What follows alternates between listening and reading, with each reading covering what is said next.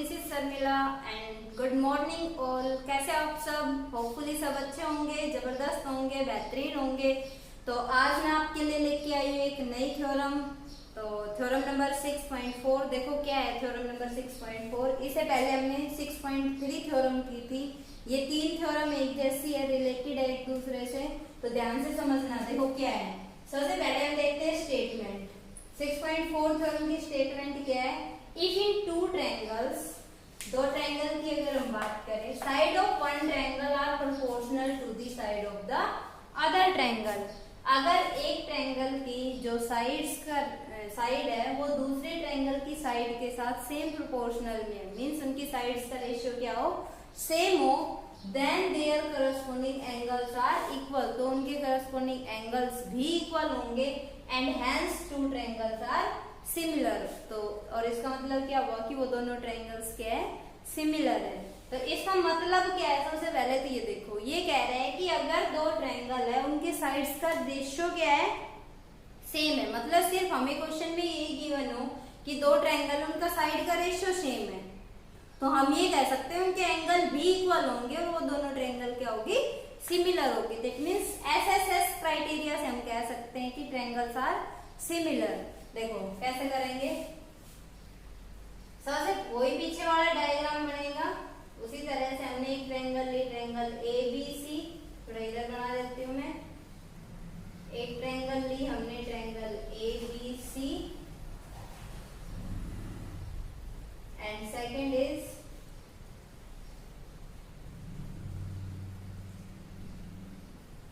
Triangle D E F. Clear? अब इसमें कह रहा है कि इन दोनों ट्रायंगल्स की साइड्स का रेशियो सेम गिवन है, तो हम गिवन में लिख देते हैं। ये तो थ्योरम की स्टेटमेंट होगी।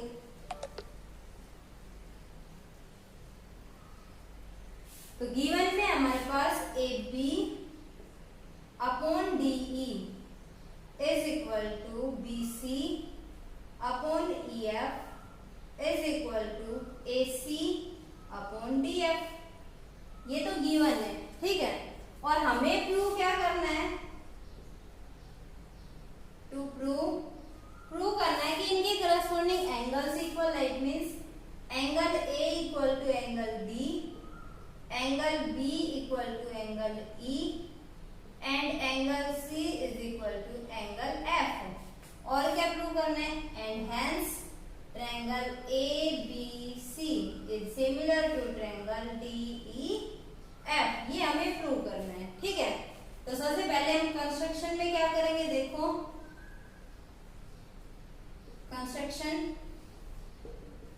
कंस्ट्रक्शन में हम फिर से वही पॉइंट लेंगे, दो पॉइंट लेंगे P और Q। Let point P and Q on, let point P and Q on side DE and DF, DE and DF respectively, ठीक है। such that AB is equal to DP, such that AB is equal to DP and AC is equal to DQ। Clear? ये हमने late कर लिया। Join कर देंगे इनको, join PQ।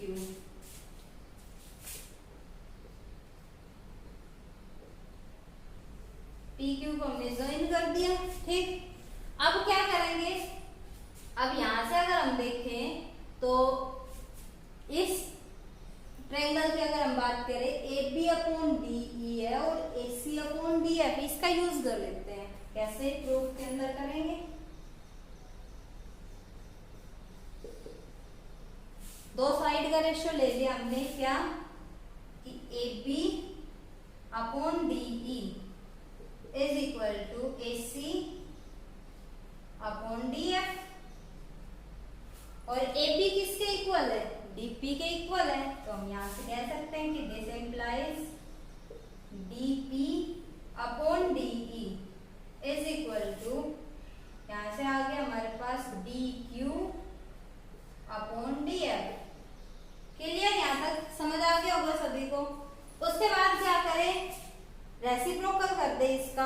इसका रेसिप्रोकल करेंगे तो ये आ जाएगा हमारे पास D E upon D P is equal to D F upon D Q. ठीक है, पीछे वाले थ्योरम में हमने क्या किया था, 1 ऐड किया था, अब हम यहाँ पे 1 सब्ट्रैक्ट कर देते हैं। तो क्या करेंगे, सब्ट्रैक्ट 1 ऑन बोथ साइड्स, दोनों तरफ क्या कर दे, 1 सब्ट्रैक्ट कर दे।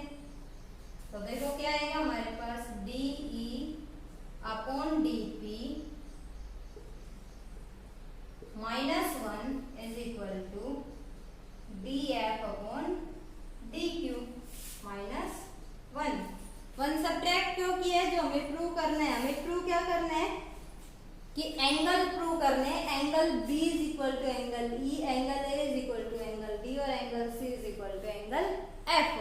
तो यहाँ से हम सबसे पहले प्रूव कर देंगे क्या, कि एंगल पी और ई इक्वल है, क्यू और एफ इक्वल है। और वो कैसे आएगा कि जब ये डी पी क्यू जो ट्रायंगल है डी ई एफ के सिमिलर आ जाएगी, सिमिलर आ जाएगी तो ये लाइन इसके पैरेलल हो जाएगी, और ये लाइन अगर इसके पैरेलल होगी तो ये एंगल और ये एंगल क्या हो जाएंगे, इक्वल हो जाएंगे। और उससे पहले भी हम क्या प्रूव करेंगे कि ये दोनों ट्रायंगल क्या है, कॉन्ग्रुएंट है। और अगर ये दोनों ट्रायंगल कॉन्ग्रुएंट आ गए तो ये वाला एंगल इसके इक्वल और ये वाला एंगल इसके इक्वल आ जाएगा। ठीक है, और तीसरा क्या आ जाएगा, यहाँ से angle A is equal to angle D आ जाएगा।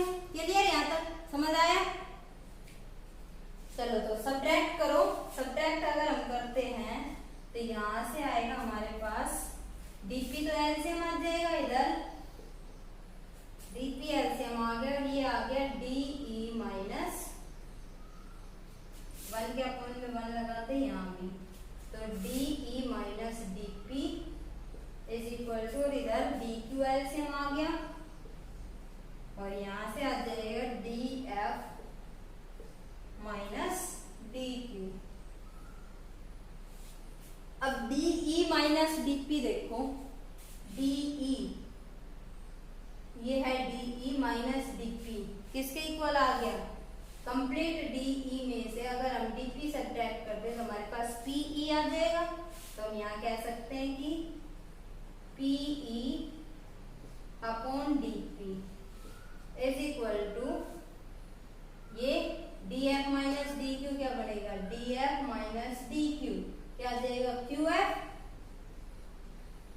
Upon DF, sorry D Q, Q F upon D Q. ठीक है, अब यहां से देखो डीपी अपॉन पीई और डीएफ अपॉन डी क्यू किसके इक्वल है, सेम रेशियो में डिवाइड कर रहे हैं। ये अगर सेम रेशियो में डिवाइड कर रहे हैं तो लाइंस आर पैरेलल, ये दोनों लाइन क्या होगी, पैरेलल होगी। कन्वर्स ऑफ थेल्स थ्योरम है ना, कि जब भी ट्रायंगल की दो साइड का रेशियो सेम डिवाइड करे तो कन्वर्स ऑफ थेल्स थ्योरम से क्या होगा कि ये लाइन क्या होगी, पैरेलल होगी। तो यहाँ पे क्या लिख सकते हैं, this implies P Q is parallel to E F. P Q किसके पैरेलल आ गई, ई एफ के by converse of Thales theorem, Thales theorem के कन्वर्स से। ठीक है, तो आगे देखो क्या करेंगे, ये तो आगे P Q parallel E F bye converse of Thales theorem. ठीक, तो ये अगर पैरेलल आ गए तो इनके करस्पॉन्डिंग एंगल्स क्या होंगे, इक्वल होंगे। Angle P is equal to angle E होगा, angle Q is equal to angle F होगा। तो हम यहाँ कह सकते हैं कि this implies angle P is equal to angle E and angle Q is equal to angle F। क्यों, क्योंकि जब भी दो लाइन पैरेलल होती है तो उनके करस्पॉन्डिंग एंगल्स क्या होते हैं, इक्वल होते हैं। ठीक है, तो करस्पॉन्डिंग एंगल्स, उसके बाद देखो क्या करेंगे, मैं ये ऊपर का इरेज कर ली हूं।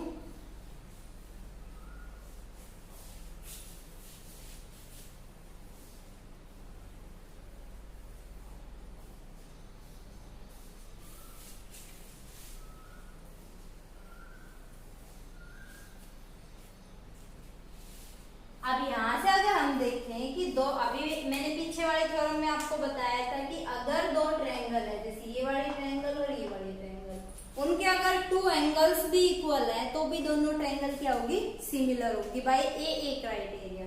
तो यहाँ पे देखो, यहाँ पे हम देख सकते हैं कि जो ट्रायंगल एक तो है डी पी क्यू और दूसरी complete triangle D E F, इसका ये वाला एंगल इसके इक्वल आ चुका है, ये वाला एंगल इसके इक्वल। अभी हम निकाल चुके हैं ना, angle P is equal to angle E and angle Q is equal to angle F, ये हम निकाल चुके हैं अभी। तो ये दोनों ट्रायंगल सिमिलर होगी बाय ए क्राइटेरिया से, पीछे वाले थ्योरम में हमने किया था ये। तो यहाँ पे हम क्या कह सकते हैं, ये सिर्फ रफ वैसे बनाया है समझाने के लिए। तो यहाँ पे हम कह सकते हैं कि triangle DPQ, therefore triangle DPQ is similar to triangle किसके, DEF के by AA criteria, ठीक है, by AA criteria। क्लियर, समझ आए यहाँ तक? अगर ये दोनों ट्रायंगल सिमिलर है तो इनके करस्पॉन्डिंग पार्ट्स भी क्या होंगे, इक्वल होंगे, सेम रेशियो में डिवाइड करेंगे। तो दो ट्रायंगल सिमिलर होते हैं तो उनके एंगल करस्पॉन्डिंग एंगल्स इक्वल होते हैं और उनकी जो साइड्स है वो सेम रेशियो में डिवाइड करती है। तो इसका मतलब क्या हो गया कि dp upon D is equal to dq upon qf is equal to pq upon ef, तीनों साइड का रेशियो सेम होगा। तो यहाँ पे हम कह सकते हैं कि therefore dp upon de is equal to pq upon ef is equal to dq upon df। ठीक, ये दोनों ट्रायंगल सिमिलर आ गई तब। And angle A is equal to angle D, ये भी इक्वल होगा क्योंकि दोनों ट्रायंगल क्या आ चुकी है, हमारे पास सिमिलर आ चुकी है। ठीक है, अब इसको हम मान लेते हैं सेकंड इक्वेशन। और जो हमें पहले क्वेश्चन में गिवन थी, गिवन क्या थी हमें, गिवन में ये था कि वो उसको फर्स्ट मान लेना कि AB upon DE is equal to BC upon EF और is equal to AC upon DF। ये फर्स्ट जो गिवन में था वो लिखा है मैंने यहाँ पे, ये गिवन था। तो from first and second, first और सेकंड से अगर हम देखें तो यहाँ पे क्या लिख देंगे, फ्रॉम 1 एंड 2, 1 और 2 को कंपेयर करके देखो कि यहाँ पे dp अपॉन de है और dp किसके इक्वल है, dp किसके इक्वल थी, AB के इक्वल हमने कंस्ट्रक्शन में लिया था। तो इसका मतलब क्या हो गया, ये तो सेम है ही। ठीक, उसके बाद pq अपॉन EF, यहाँ पे ये EF तो है लेकिन BC ये कब होगा सेम, जब BC is equal to PQ होगा। और ये है ही DQ किसके इक्वल था, AC के इक्वल। तो हम ये कह सकते कि ये दोनों तो वैसे ही ऑलरेडी इक्वल है। ठीक, तो हम फ्रॉम 1 एंड 2 से क्या आया कि PQ is equal to BC, कह सकते हैं यहाँ पे from 1 and 2 PQ is equal to BC। PQ BC के इक्वल आ गया, ये वाली साइड, ये तो ऑलरेडी थी।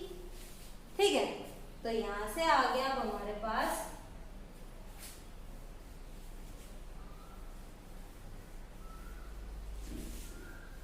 अब हमें प्रूव क्या करना है, प्रूव करना था कि इनके एंगल्स क्या हैं, इक्वल है।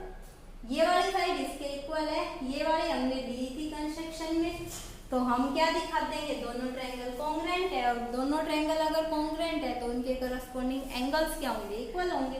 तो इट मींस एंगल BP के इक्वल, एंगल CQ के इक्वल और एंगल A तो पहले यहाँ से आ भी चुके हैं, ये यहाँ पे लिखो, चाहे नेक्स्ट पार्ट में कर सकते हो, ये यहाँ पे लिखो या ना लिखो, नेक्स्ट में कर देना यहाँ जब हम कॉन्ग्रुएंट प्रूव करेंगे। ठीक है, तो यहाँ पे ले रहे हैं हम in triangle ABC and triangle DPQ, इन दोनों ट्रायंगल के अंदर ये हम कंस्ट्रक्शन में ले चुके हैं ना कि AP is equal to DP, तो लिख देते हैं AP is equal to DP। Clear, AC is equal to DQ, ये भी हम ले चुके थे, AC is equal to DQ। And third ये अभी हमने प्रूव किया था कि BC is equal to PQ, BC is equal to P Q. ये तो कंस्ट्रक्शन में है, बाय कंस्ट्रक्शन।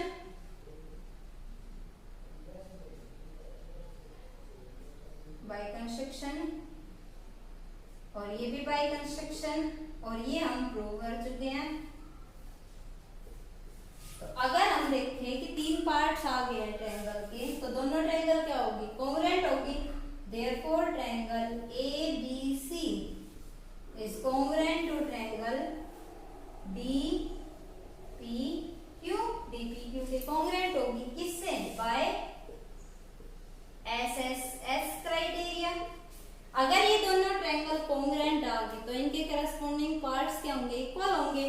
तो देयरफॉर या this implies angle A is equal to angle B, angle B is equal to angle P and angle C is equal to angle Q by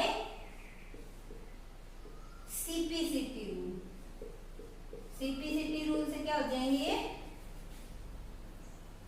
equal हो जाएंगे।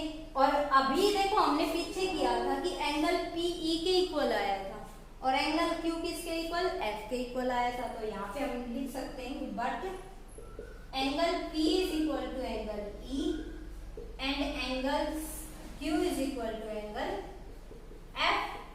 तो यहाँ पे हम क्या कह सकते हैं कि दिस इंप्लाइज एंगल BE के इक्वल होगा, तभी पॉसिबल है ना, क्योंकि BP के इक्वल और PE के इक्वल। तो यहाँ पे क्या कह सकते हैं, this implies angle B is equal to angle E and angle C is equal to angle F। और ये तो होगा ही angle A is equal to angle D। तो यही हमें निकालना था। Therefore triangle ABC is similar to triangle DEF। ये भी क्या हो जाएगी, सिमिलर हो जाएगी। Clear.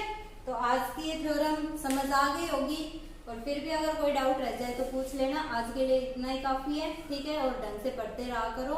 Okay, take care, bye bye.